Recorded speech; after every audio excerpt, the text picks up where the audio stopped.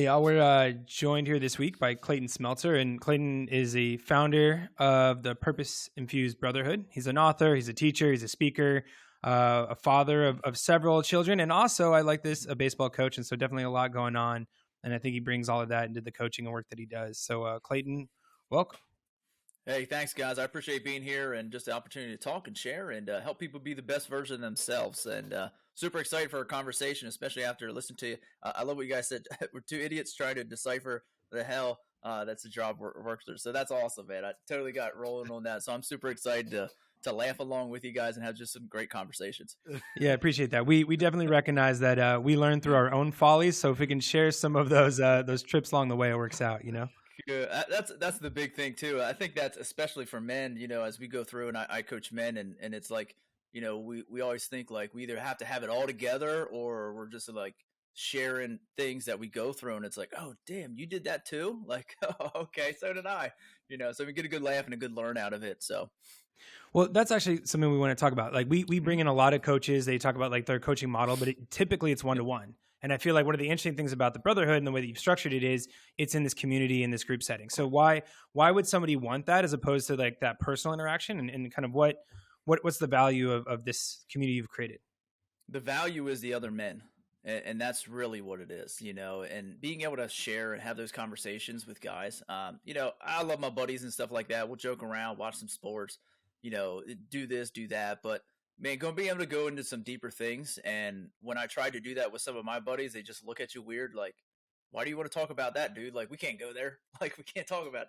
Like, I'm like, no, dude, like I'm struggling with this right now. Like, whoa, hold on a sec.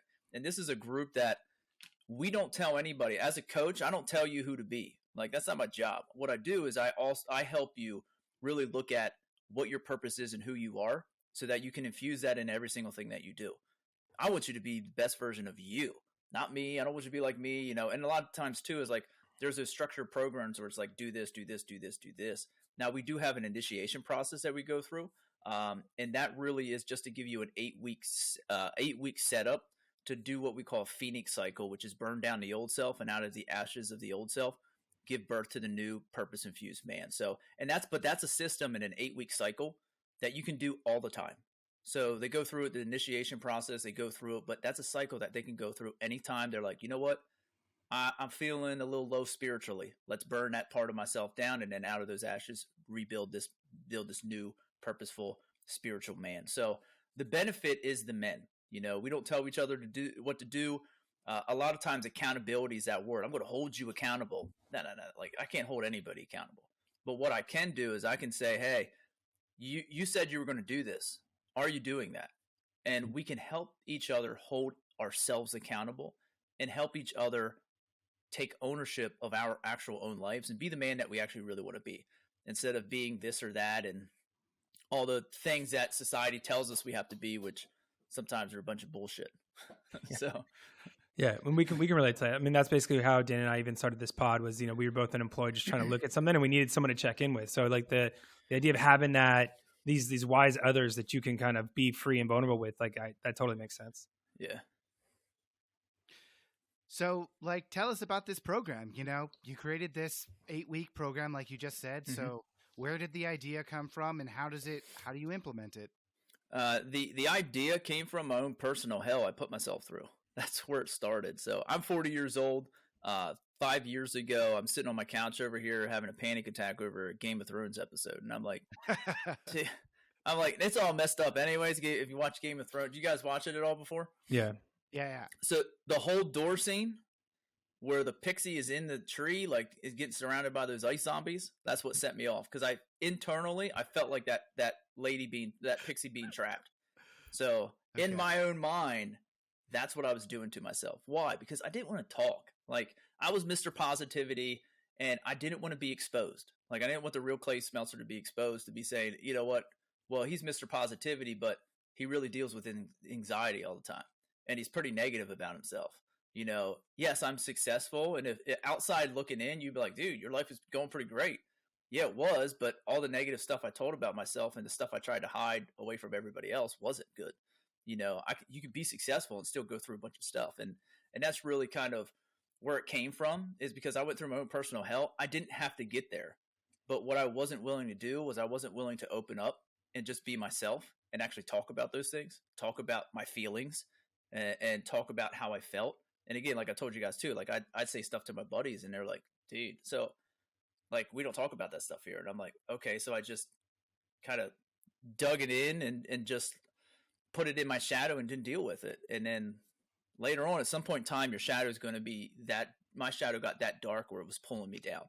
So I had to do something about it. And that's kind of where the brotherhood came from, because I realized talking with people and sharing and getting around guys and being a part of some other men's groups in the past that I've been a part of, I needed that network of people. I needed that network of guys. I can sit here and be like, you know what? I'm pissed off today. Or you know what? Like, I hurt today. Or you know what? Guys, dude, I did this and I'm so freaking excited about it, because it's awesome sharing it with my wife and my kids and stuff like that. But other guys, dude, it's just a little bit different when you share your excitements, your hurts, your pains, your fears, and things like that. It's just to say, you know what, dude, I did this and I'm so freaking pumped about it. And just having that camaraderie behind it to say, dude, proud of you, and that's kind of where it came from. So it's building that community. The initiation process is new. And I developed that because we don't have initiation processes in the world anymore. And moving from that boy to a man, like I know the time with my dad that he looked at me differently. It was like, okay, I got you. But there wasn't that initiation process to move me to move me away from, hey, this is who I am as a boy, to here's who I am as a man. And I think we need to bring that back, but also give men an 8-week process or an 8-step process to go what we call the Phoenix cycle again. And the phase 1 is burning down the old self. It's going to the places you don't want to go in your side of yourself and actually burning it down. And then out of those ashes, just like the Phoenix, creating that new man that you want to be. Looking at what's your why, what's your purpose, what's your vision, where do you see yourself out, how do you want to be? And then phase 3 is being initiated into the brotherhood, but it's also about being initiated into the new man that you want to be and setting up those goals and not necessarily goals, but systems in your lives in order to have who you are be aligned to the life you want to live. So that's where the process came from, and that's actually the process itself. So well, and is that what you went through? Like you mentioned the fact that you kind of had this moment, right, of like realization. So then what was it that you did to get through that? That's what I did. Okay. And actually it was a longer process. I kind of broke it down. It took me 6 months to get out of the funk, to get out of that place where the shit hit the fan. And I was like, you know what, something has to change, and it has to be me. It took me 6 months to really dive in, to reveal my purpose. And a lot of times, like, I was Clayton Smeltzer when I was younger, chasing in major leagues. That dream was gone because I broke my thumb in 3 places as a catcher. Well, it ain't gonna work out anymore. So then who was I? So from 20 to 35, I'm like, who the hell's Clayton Smeltzer? And I didn't know. And that's where it got to the point where I was like, I didn't know who I was. What intention did I have for my days? None. I'm also a school teacher too. So I teach 7th grade math. And it's like, I was going into the classroom. What intention did I have? Well, it got to the point where I was collecting a paycheck. That's really what it was. I'll just be honest. But once I revealed my purpose and I looked at my life, because I believe there's 2 to 3 attributes that every person in the world, they live by, they've made choices by their whole entire life. I just went through a process for myself of different books, different readings, different people I listened to, different conversations I've had with people.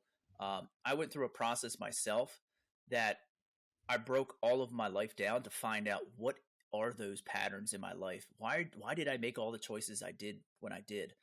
In all the good moments, those 2 to 3 attributes are always there. In all the bad moments, they're not there. And I had to look at what was going on in my life, and I was able to kind of pinpoint these 3 aspects of my life. It's ownership, it's love, and it's purpose. Those 3 attributes for me were in everything that I did, that my life was awesome. And they weren't there in all the shitty times because I wasn't filling myself up. And what I was doing is I was either running on one of them or none of them. And when it got to the point in my life where I had that 5 years ago, I was running on one of them, which was love. Because I love my family, I love my wife, I love my kids. But I didn't love myself. That's for sure. I couldn't look in the mirror and be like, dude, I love you. It sucked. And I could do that. And so I had to get to that realization. What fills me up? What fills my cup up and allows me to overflow that cup. Because what I was doing is I was allowing everybody to put in my cup and everybody to take out of my cup. The problem was I was depleted every day, fill it back up, deplete, fill up, deplete, fill up. And that's one of the biggest things men come to me is like, dude, I feel like I'm just in this rat race running over and over and over again, doing the same shit. And it's like, nah, man, let's fill our cup up and overflow. And everybody can take from the overflow. You don't get to touch what goes in my cup and you get to take what's out of my cup. But you can have all the overflow you want because I'm going to keep that thing going. Or we talk about the lighthouse too, standing firm in who you are and shining your light. And some people like it, some people don't. Either way, we're here to help and serve as well. So I have a question. Oh yeah. May I jump in? Yeah. I was wondering if, and it's kind of going back to your initial thoughts about, you have all these external things that people like, and I've listened to a few of your podcasts about like the external things that tell you who you are.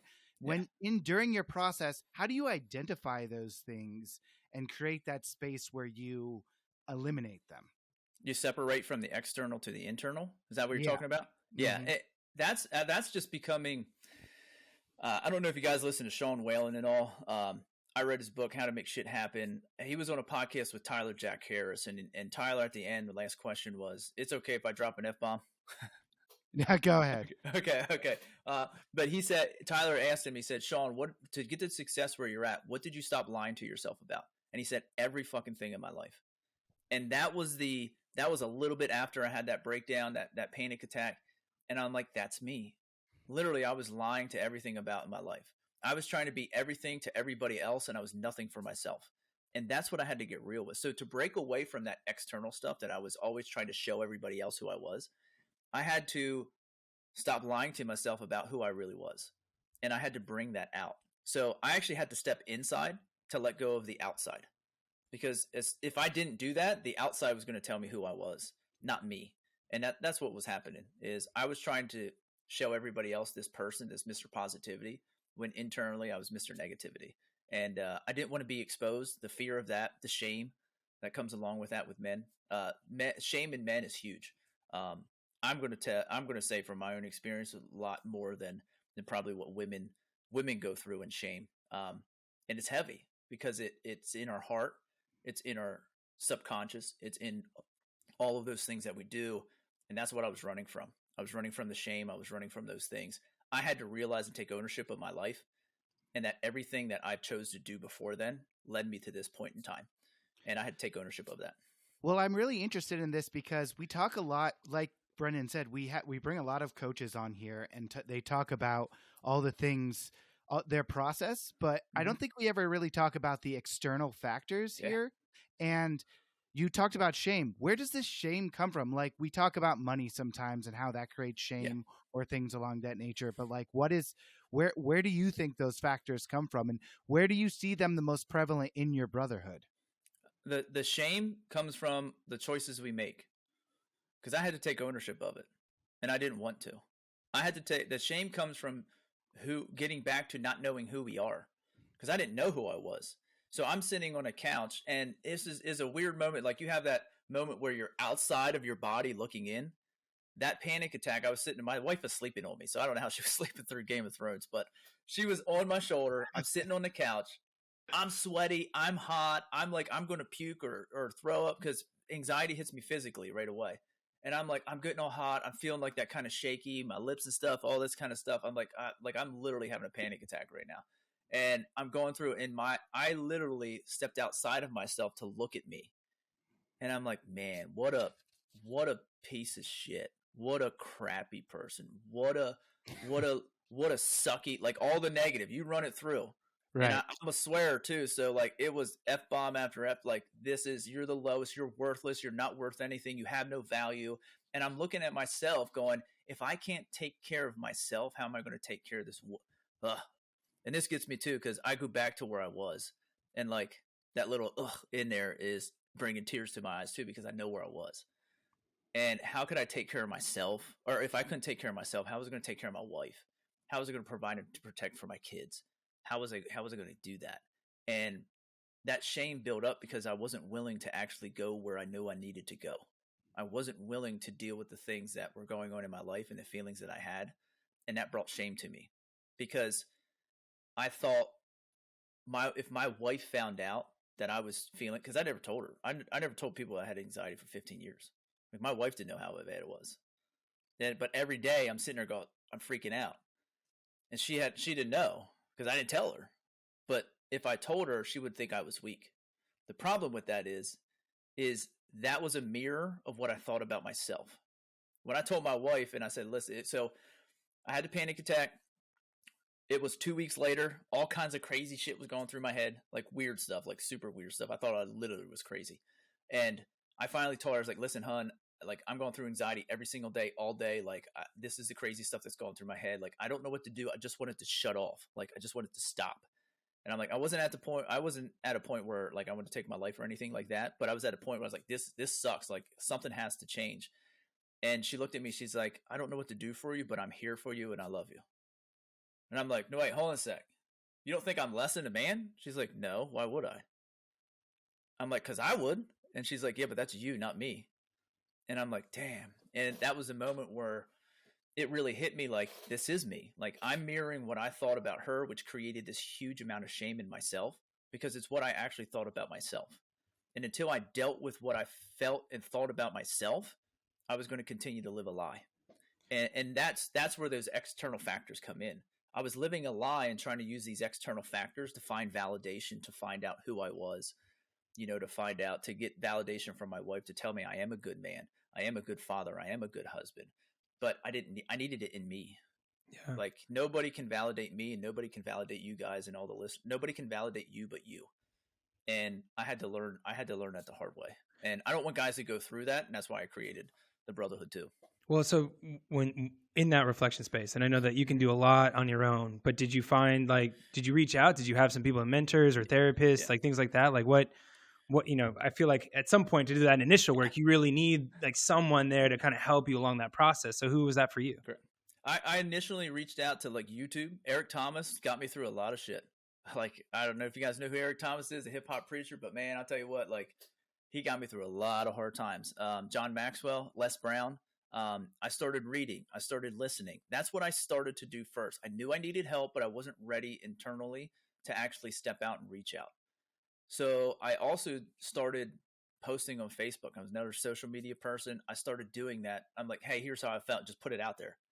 Because the problem was I was holding everything in, but when I put it out there, now it went from, it's and public. I didn't know this at the time. Yeah. I didn't know it at the time. It's public, but it's also, I took it from my subconscious and moved it to my conscious. So I could actually do something about it. When I just kept it in my subconscious, just kept rolling that story and rolling that thread. And that wasn't doing me any good. When I said it out loud, when I needed to step into it so I could step up to lead my life. And until I stepped into it and said it out loud, got it out there, I was never going to step up to lead me. And if I can't lead myself, I can't lead anybody else, which includes my family. And that was something that was super important. In order to lead many, you have to lead one first, and that one is yourself. So that's a really great segue into a question that I really wanted to ask. Is you've created this essential safe space for this brotherhood to express their feelings, their thoughts. What have you found to be as the leader? Are you the leader of this group? What is the dynamic that you've created here? I lead, but I'm also a participant. Like, that's my time. So we run 2 groups around the country, all in North America, right now in the United States and Canada. And I lead, but I'm also a participant. That's my time. Like, that's my me time. Like, but now I have the schedule. Hey, here's what we're going to talk about. Here's what we're looking at through those different things. Topics come up. And when we get into the brotherhood, our brotherhood sessions last for about an hour and 15 minutes, maybe a little bit longer, depending on what we go in. We talk about wins for the week. Guys don't celebrate enough. We need to celebrate. Then we go into any pressing issues that guys are going through. Sometimes, one of our brothers a couple months ago, the whole front of his house and his basement fell in. Like, so he's like, dude, this sucks. Like, so he's displaced from his house for like, I think it was like 6 months. He finally just got the wall back in. They're back in with his family, but going through those struggles. We go through all the struggles with COVID that we went through. And that's one of the things, like, it gives you that space to be able to say those things, get ideas. Cause there's many times, like, I've struggled with things. We live in a blended family. I'm divorced twice. I have kids with both my first two wives. my wife, our oldest daughter is from her first marriage. So we have a blended family of three with three other sets of adults to kind of mingle in there. So there's times it gets frustrating, and I vent to my wife and we talk about and discuss, but it's also good to have that for the guys too. So it's my time as well. And then we look at different topics, things that we went through. Like last night, this week, we talked about, when do you get away with your spouse? When do you get away with time for yourself? So we have guys that are married, we have guys that are single, all over the place, success, and they're all successful. They're all great at what they do, and they're driven. And that's kind of who I track there as well, because it's guys looking outside in that you'd be like, dude, you got your shit going on. It's not.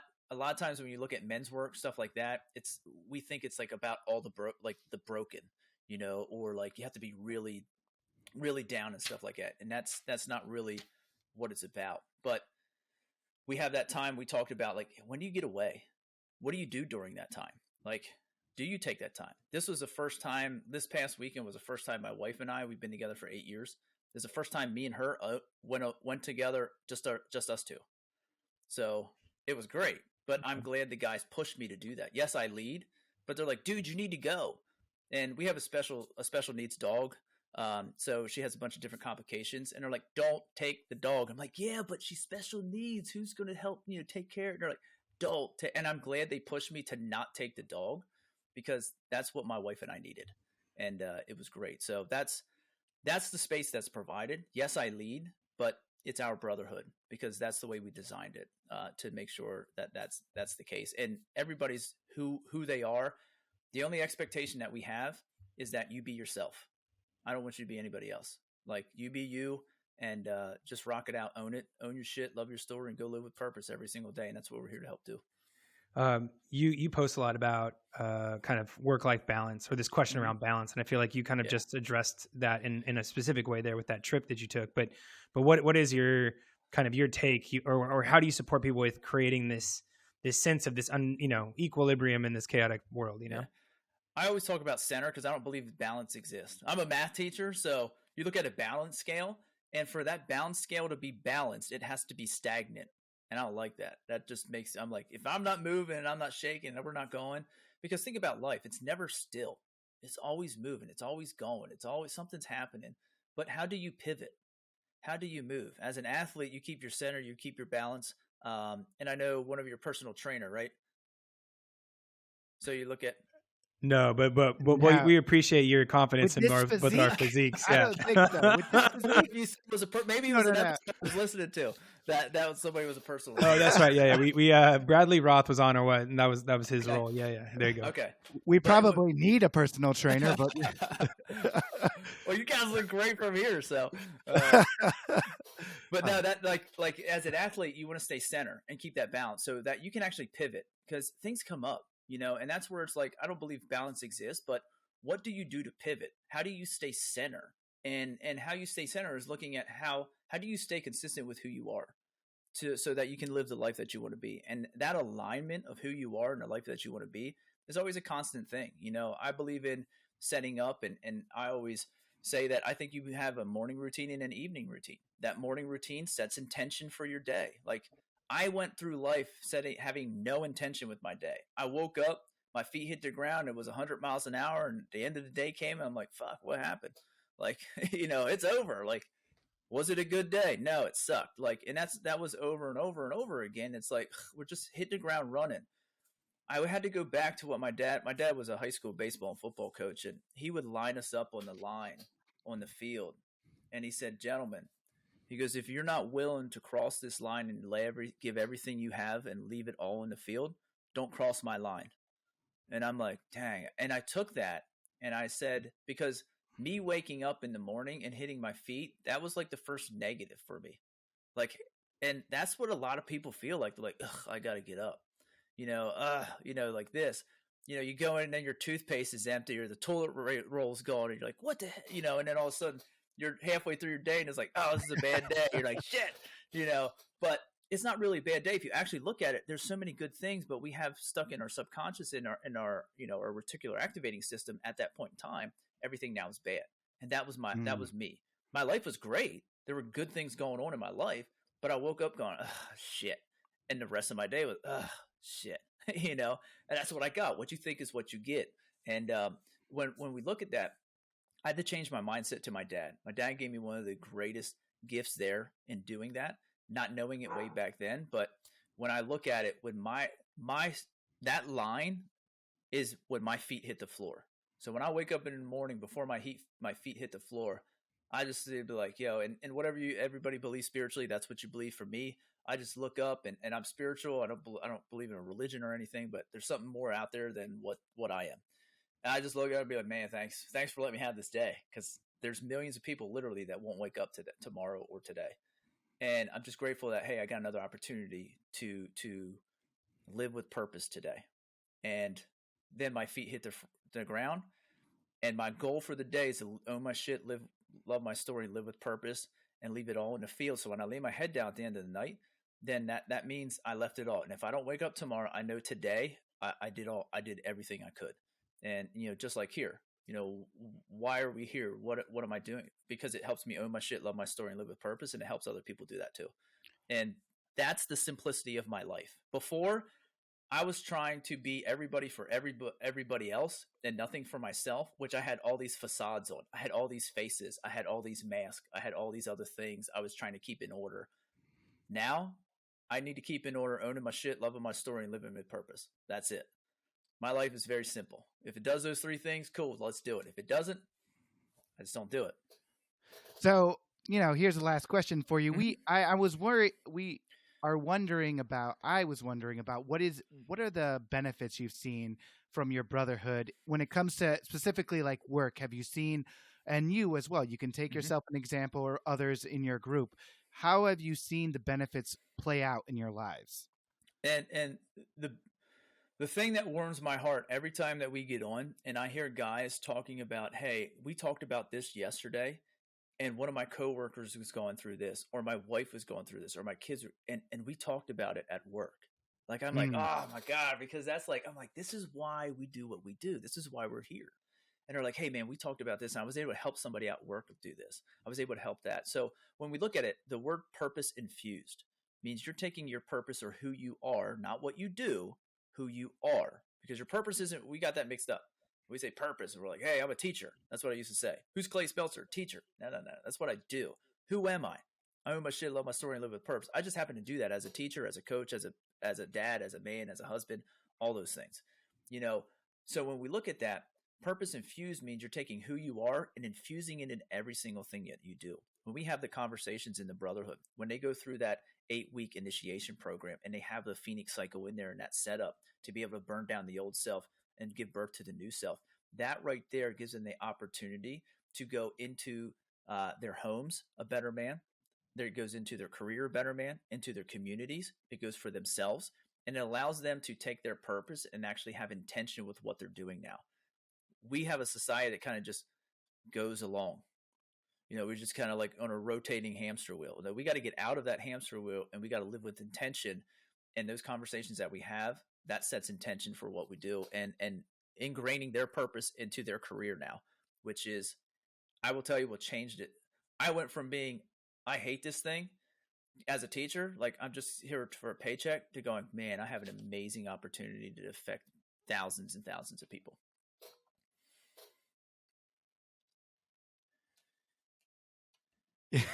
Brendan, you're on mute. No, I thought you said you had one last question. I was giving you the space. That was the question. That was a great answer. Oh, you want to see, that's the problem with text messages. They come in the wrong order sometimes. No, awesome. So Clayton, you know, we just want to say thank you for sharing your space, your time, and kind of this model that you have this with the brotherhood. And, you know, for people, if they're resonating, if they're interested in doing this 8-week, you know, introductory cycle with you, like where can they find you? They can find me on, they can go to purposeinfusedbrotherhood.com. They can check out there and get a hold of me there, Clay at purposeinfused.com as well. They can email me, or I'm on all social media as well. I'm on Facebook, LinkedIn, and Instagram, Purpose Infused Brotherhood. So it's all attached to the same thing. And on the Brotherhood website, I also give a free kind of like personal mini webinar. It has a video and then a PDF with it on the top 7 ways to get out of the work-life balance rut. and just kind of some of those. It gives 10 myths and 7 strategies to kind of help you that you can implement right away too. So that's the biggest thing that guys come with me. Again, I don't believe that there's balance. It's about pivoting, but that's one of the strategies in there. And one of the myths that are in there as well. So it just gives them an opportunity to be able to right away, whether they become part of the Brotherhood or not, it gives them an opportunity to be able to utilize some of the strategies that we've talked about in the Brotherhood and those conversations that we have, and give them the opportunity to utilize that information. Cool. And before we go, you mentioned that you did a lot of this study. So besides listening to your podcast or possibly joining your Brotherhood, what's maybe one resource that you'd recommend for our listeners? I read. Like I have dyslexia. It's hard for me to read. You need to read some books. I would recommend. That's what audiobooks are for. We have audiobooks now. So yeah, you can get in that form. Yeah. Dude, I highlight the crap out of things. But I would recommend one of the things that I really love, Jocko Willing's. I don't know, Extreme Ownership. I love this book because it really gets you to take ownership of who you are and the choices that. I would recommend any John Maxwell, but one of the books that I highly, and every single person needs to read is called Atomic Habits. That is a book that you really need to read because it's about setting up systems in your life to make you most effective. And having those habits in place is not necessarily habits, it's systems to help you stay aligned to who you are and the life that you actually really want to live. And I recommend that for every single person. Cool. All right. Well, thank you. Yeah. All right. You're welcome.